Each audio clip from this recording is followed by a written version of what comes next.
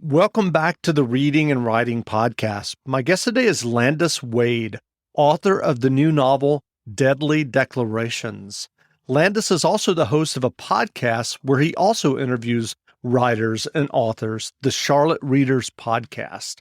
Landis, welcome to the podcast. Yeah, thanks, Jeff. Appreciate you having me. Honored to be here. Absolutely. Well, if someone listening hasn't yet heard about your new novel, Deadly Declarations, how would you describe the novel? Yeah, this is a mystery kind of set in two time periods. The mystery begins in the modern day in the New South City of Charlotte, North Carolina, where I actually podcast, we're Charlotte Readers Podcast. It's an unlikely trio of retirees who get together at what is called the Independence Retirement Community, which the locals call the Indy.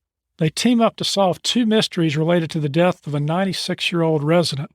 Why was his manuscript missing on the Mecklenburg Declaration of Independence when they found his body? And why did he leave his handwritten will dated the day he died and disinherit his beloved granddaughter, his only heir, and leave all his money, $50 million worth, to Sue Ellen Parker, the most despised resident at the Indy? And so what happens is these three retirees get together, and at the urging of this fellow named Chuck Yeager Alexander, he's kind of an optimistic fellow who loves historical conspiracies and shoots fish with a rifle, and a former businesswoman, Harriet Keaton, who kind of keeps the men in line. They encourage Craig Travail, who's just been kicked out of his AmLaw 100 law firm at age 65 and finds himself in this retirement community. They encourage him to challenge the granddaughter's will, and they go to court. And what happens is, while they are in the process of challenging the will, all these clues come out related to this 250-year-old mystery. It sets in motion a number of dangerous events that could lead them to discover this mystery that, historians hadn't figured out in the last 250 years. That is, as I say, if they don't die trying. so that's kind of the premise, that it starts here in modern day, but it actually begins back in May of 1775 when, and few people know this story, when there was a meeting at the Mecklenburg County Courthouse in Charlotte, North Carolina. The town was no bigger than, 12 houses, and it was a wide area, 1,100 people maybe at the most in the county. And, as the story goes, they declared independence from the greatest nation in the world at the time, Great Britain, and did it 1 year before they got around to it in Philadelphia.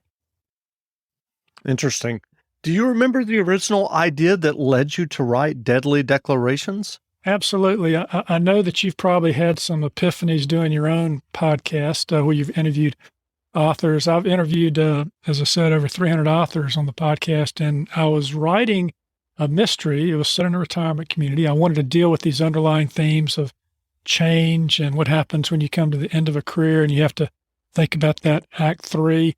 And yet I hadn't really found the underlying purpose for the novel, but I interviewed an author named Scott Seifert. He's a local lawyer in Charlotte. He's also an amateur historian, and he'd written a nonfiction book on the Mecklenburg Declaration of Independence, and he dove deep, as a lawyer would, and he looked at both sides and the arguments and what happened to the documents and all the conspiracies. And so at the end of the interview, I said, "Hey, Scott, this is fascinating. Are you going to write this novel?" He goes, "No, you write it." I said, "Okay, I'll write it then." I said, "But will you look it over and give me some thoughts? Because I don't want to screw the history up." And on that note, what kind of research did you do prior to writing Deadly Declarations? Yeah, so I read Scott's book 2 or 3 times. Also got some other books on the topic, because it's been a disputed point in U.S. history, probably more regionally, but a number of amateur historians over the years have written about the Mec Dec. It's been celebrated, for many years. The first 100 years, it was celebrated quite a bit in Charlotte with parades and everything. And so I went back and dove into the library archives and looked at what people had said about it over the years, and started researching, the different positions, and looked back at the letters that John Adams and Thomas Jefferson wrote to each other on the subject, because I found those very interesting, and decided to stick some of those, in the novel itself. Gotcha. And what was your initial writing journey that led you to writing and getting your debut novel published? Yeah, so I was practicing law I call myself a recovering trial lawyer. I did trial work for 35 years in Charlotte, and mostly civil work, a little pro bono on a couple of matters, domestic violence, that kind of thing. But mostly it was for big companies, commercial matters, employment. And in my 50s, I just wasn't as energized, my mid-50s, about that part of my life. And so I started writing. I wrote some short stories that got published. I entered some contests. I wrote a couple of novellas that ended up in a trilogy of novellas about lawyers who saved Christmas. It was kind of fun, kind of a cross between My Cousin Vinny and Miracle on 34th Street. So, I did that. And when I got to be, 60, and I thought, what am I going to do in my 60s? I think I want to be more creative. And so I started the podcast, and I started thinking about the next novel, and I wanted to, kind of explore this. And so while my other books, the three other books are novella length, this is the first full-length novel that I've put out. And frankly, the journey was connected to the podcast because I learned so much from interviewing, as I'm sure you do, Jeff, when you talk to authors about, how they write and what they do. You pick up all these things. So I say, a good author, borrows from other authors, and a great author steals from other authors. And so I actually talked to some of the authors I interviewed, and I said, hey, I want to borrow this structural idea that you came up with. I think I'm going to steal it. And they laughed, and they said, sure, fine, whatever. Because that's what we do, right? It's a community. You read what other people do, you get ideas. And so my journey, Jeff, was all about this learning process, taking classes, interviewing authors, reading their books. I mean, reading is one of the best ways to learn how to write. And I've read over 300 books just on the podcast, plus the other things that I read.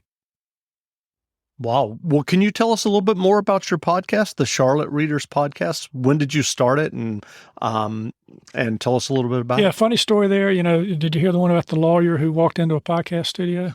Well, that was me. I knew nothing about podcasting, and I figured, I said, oh, okay, I know. I'll try this. I'll do this. And my dad at the time, who was still living, he said he wasn't too sure about this sort of thing I was going to do instead of practice law. And he said, well, Landis, how are you going to make money doing that? And I said, Dad, that's not really the purpose right now.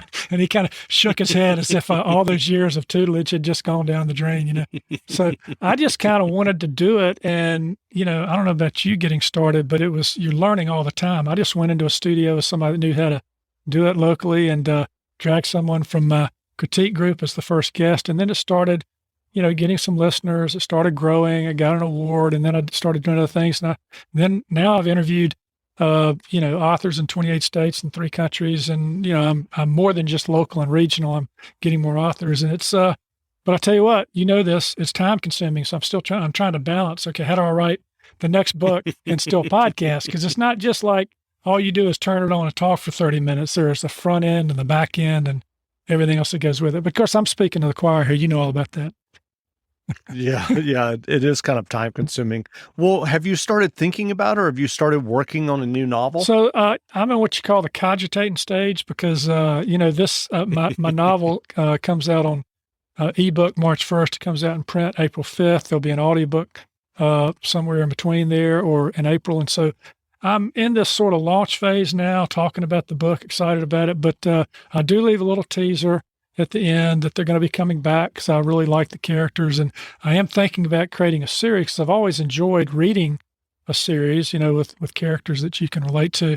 And Sure. So I'm going to create a series that's going to be these 3 characters from this retirement community and all the sort of quirky people that live there. And we're going to solve some more deaths and mysteries that sort of surround Charlotte history. And I'm thinking about, okay, you'll be the first to hear this, but I don't know whether it'll go this way, but I'm thinking about going back to the 1820s where there was actually a gold rush in the Charlotte Piedmont region, one of the first on the East Coast. They also put the first, I think it was the mint, the federal mint on the East Coast because there was so much gold coming out of this region at the time.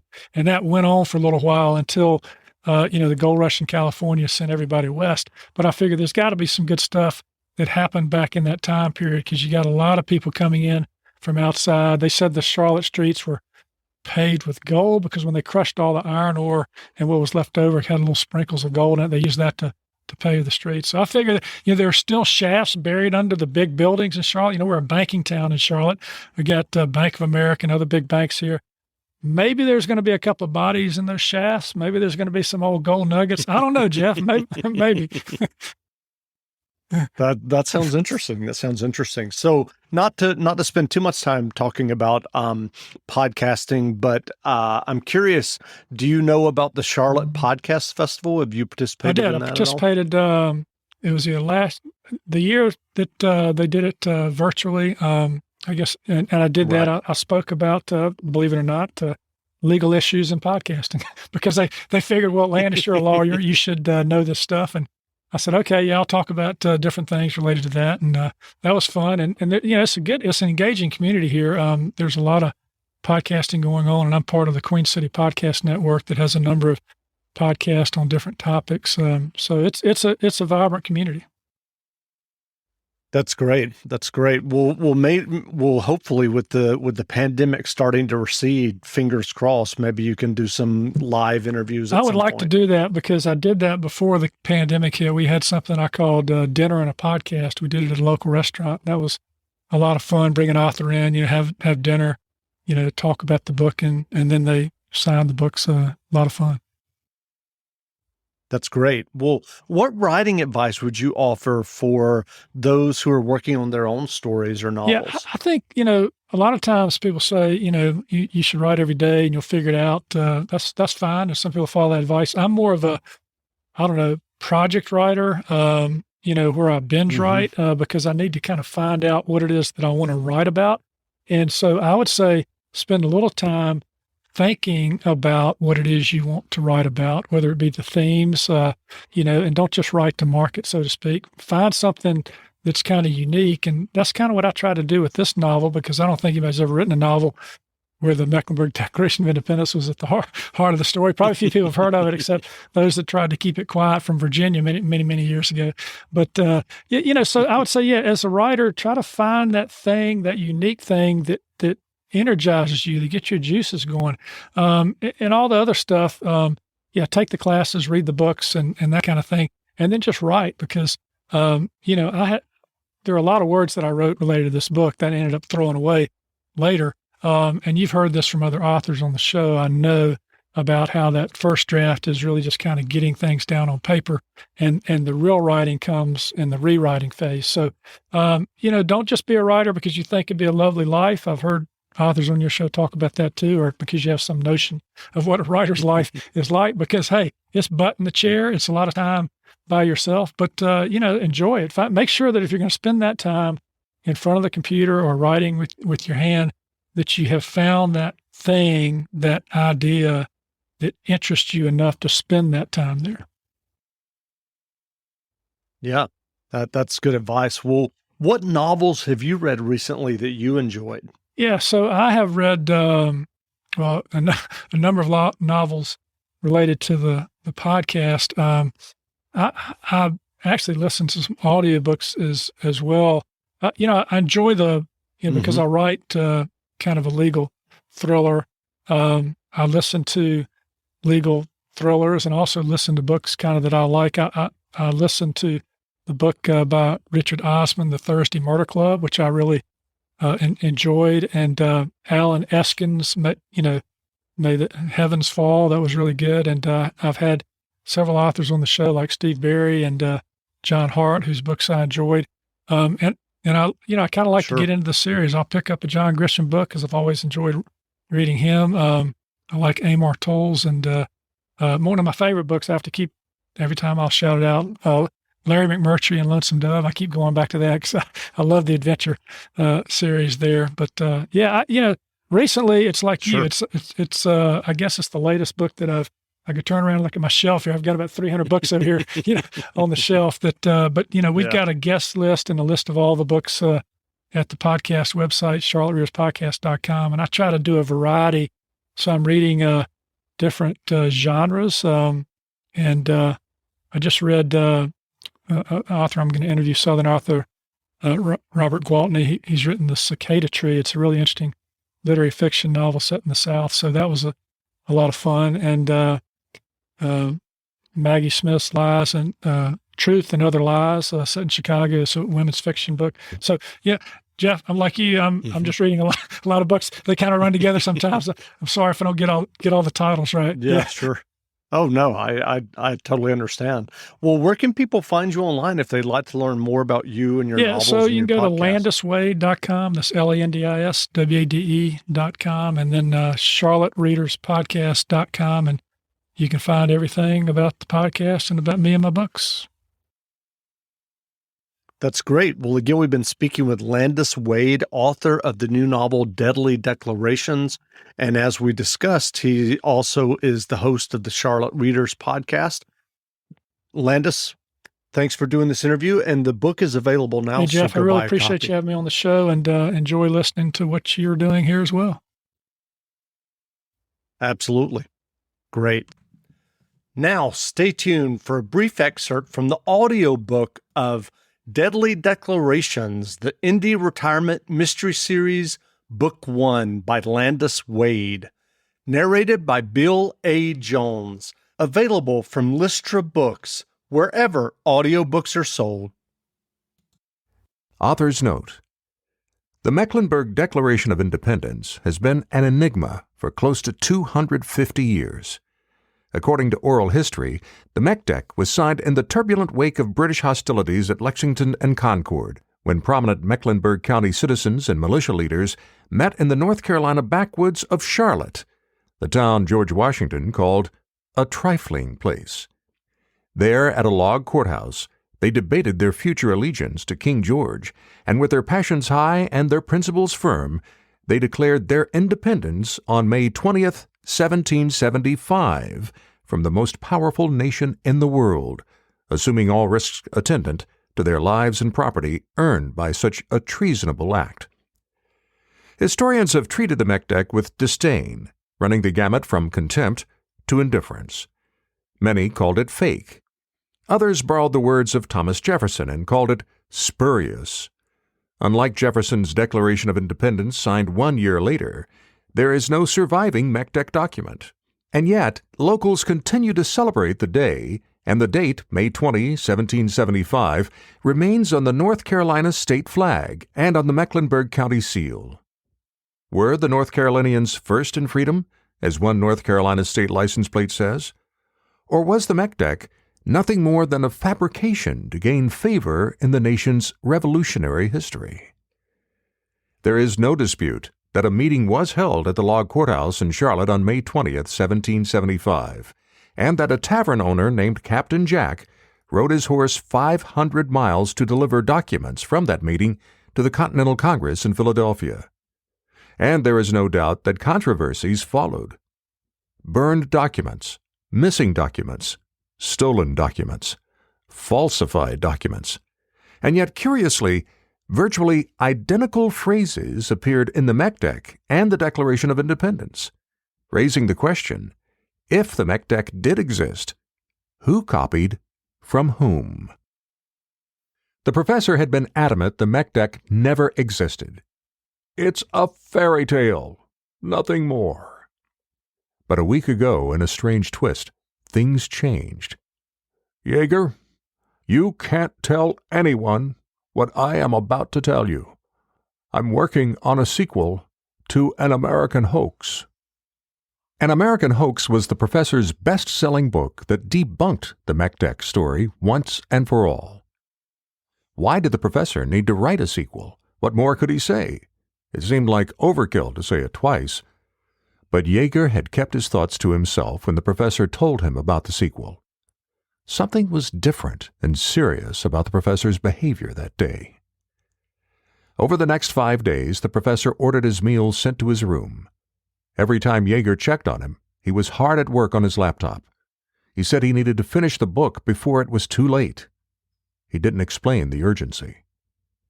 Yesterday, Yeager stopped by at lunchtime, and the professor was wearing the same clothes from the day before. He hadn't slept, and he'd acted nervous, like he'd had too much coffee. Yeager encouraged him to take a break. I can't. Why not? The professor's nervous energy must have provided a spark. His face lit up. I found something. Something that changes everything.